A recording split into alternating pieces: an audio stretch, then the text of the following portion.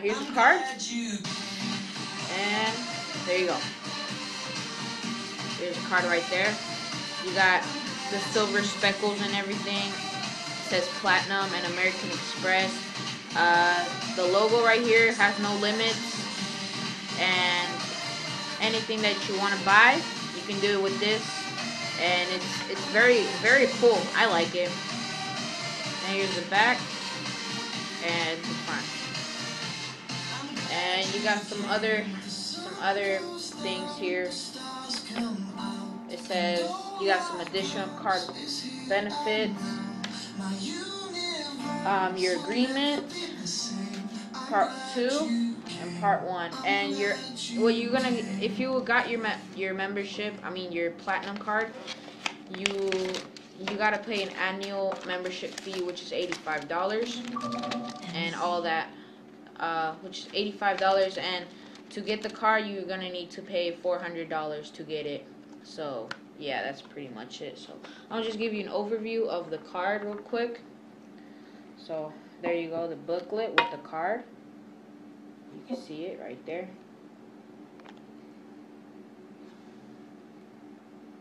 So yeah, thank you guys for watching. Don't forget to subscribe and like this video.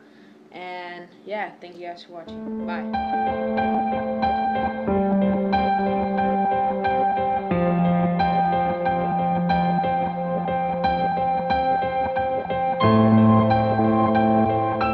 Kelly was my firstborn, and she was born on New Year's Eve. She was the last of the 60s. Our family was very excited. She was the first grandchild for my mom and dad.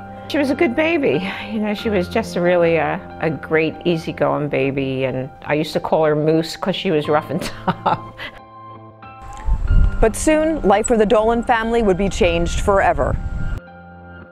One morning I went to get her out of her crib, and when I looked at her, she didn't look pale like my mother said she looked, and she didn't look fair the way I had been saying she looked. She had a grayish hue about her.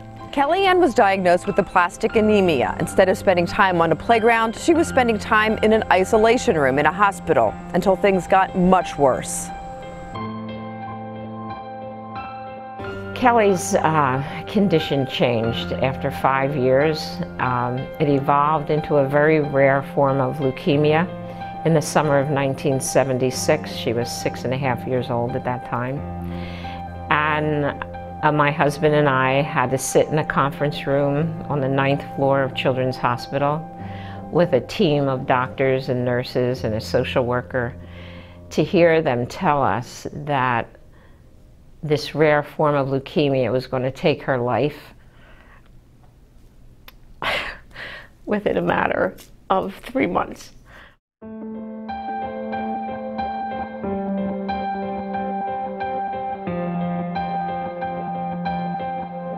The doctors were right. Kellyanne lost her battle just a few months later, but through it all, Peggy always considered herself lucky.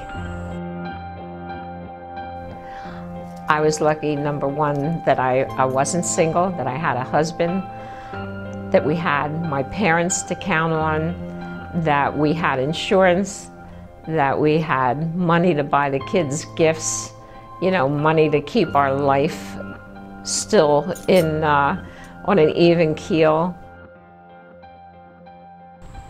But what Joe and Peggy learned during Kellyanne's illness was there were far too many families who weren't lucky, who weren't able to be by their child's side 24/7, too many who had lost their jobs, too many who had gotten behind on their bills, too many in need of support. For the Dolans, it became their mission to try to turn those too many into a few.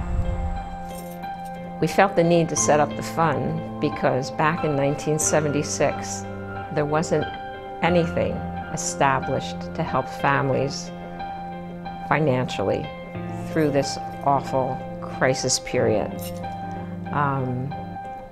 We also felt it necessary to give back. And give back they have. For more than 40 years, the Kellyanne Dolan Memorial Fund has helped over 27,000 families in need of desperate help. A lot of our families are in crisis. They're worried about paying their bills. How are they going to, make up some hours at work? And what we really try to do is help them so that they can focus on the child, maybe their other siblings, and really, spend that quality time that they have with the child, thinking about the child and caring about the child, so they're not as worried about paying, how am I going to pay this electric bill this month? Think about that. One electric bill. Most families wouldn't think twice about it, but for a family with a seriously ill child, one simple unpaid bill could mean the difference between life and death. And whether it's a bill, a referral, a ventilator, special adaptive equipment, or even a car to help them get to their child's doctor's appointments, the Dolan Fund strives to give these families hope and a little breathing room. So it's giving us that chance to catch up and not be stressed about the bills and the money that we weren't getting paid, and we've been really stressed about it. So this has really helped us in that way to kind of take the pressure off, let us be able to help her in every way we can. The Dolan Fund is about giving families a helping hand, but also about giving them joy, a chance to enjoy a day at Longwood Gardens or on the Spirit of Philadelphia's Family Fun Day. These families come on board and they're looking to have a good time, and I think our entire staff just loves to be here and loves to work for the families and make sure that they walk away and they don't ever forget this day, and that's really our goal today. Oh, to be able to help these kids and see something, they just light up, they see the chair massage and they're so excited. They're like, wow, can I get one of those? And we're like, absolutely. And the parents are like, oh, I can just de-stress for 5 minutes without interruption, and I love being able to do this. And the Dolan Fund wouldn't still be here 40 years later without you, the sponsors, the donors and the supporters, the volunteers, those who have been with the Dolan Fund for decades. And then there are the kids. One of Peggy's very favorite things is to connect with these kids, the preschoolers, the middle schoolers. It's quite a talent. I think she has a genuine way about her and is able to clearly articulate the needs of the families that her fund serves. And she's able to put that in terms that kids understand. And she's here all day on the day of the fundraiser, and she's talking to the kids constantly. So I think she's forming relationships with them, and I think the combination of those couple things allow her to just reach our kids. But what Peggy may not realize is that she inspires and reaches everyone she meets. She's taught me a lot about faith. She's taught me about giving back. And for that, I will always be grateful to Peggy. To know her is to love her. She is an inspiration, and she just becomes a family member of everybody that meets her. You meet Peggy, and you just welcome her in because she welcomes you into her heart.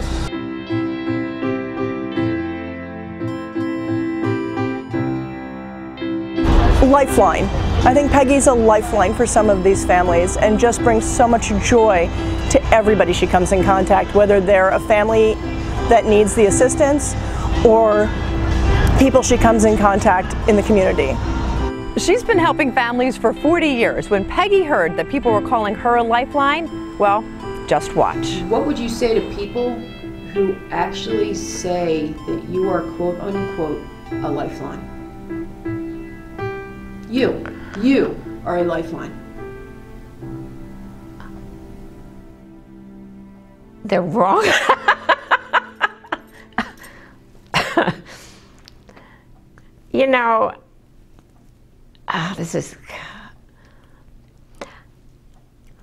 I'm the messenger. I'm the messenger. If a lifeline is a messenger, then they're right. But I'm the messenger, and I get other people involved and create that lifeline of help for people when they need it. Peggy, you are a lifeline. You are a messenger, you are a storyteller, and we want to thank you for being able to turn a tragedy into a mission, and by that helping so many families. So tonight, we give you the last word. I can sum it up with a quote of the Reverend Robert Schuller that I found years ago, and it's so true. And it goes like this: that giving never moves in a straight line. It always moves in circles.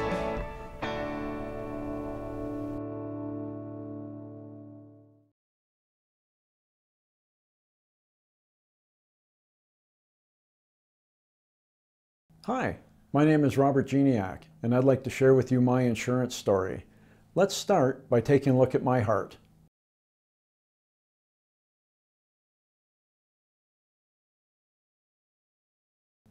What you've just seen is an actual heart MRI of me taken at Toronto General Hospital about 19 months ago.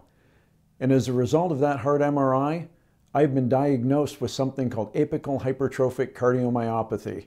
And yep, it sounds scary as you can imagine. But the second question the cardiologist asked me at Toronto General was, Robert, do you have life insurance? The first question was, how do you feel about what you just saw on the screen? And at the point where he asked me that question, I was sitting beside a lovely woman who had been my fiance for 7 days. And all of a sudden, a man in a white coat is asking, do you have life insurance? Do I have life insurance? Of course I do. I've been working with a financial professional for over 20 years. But here's what I hope you can understand.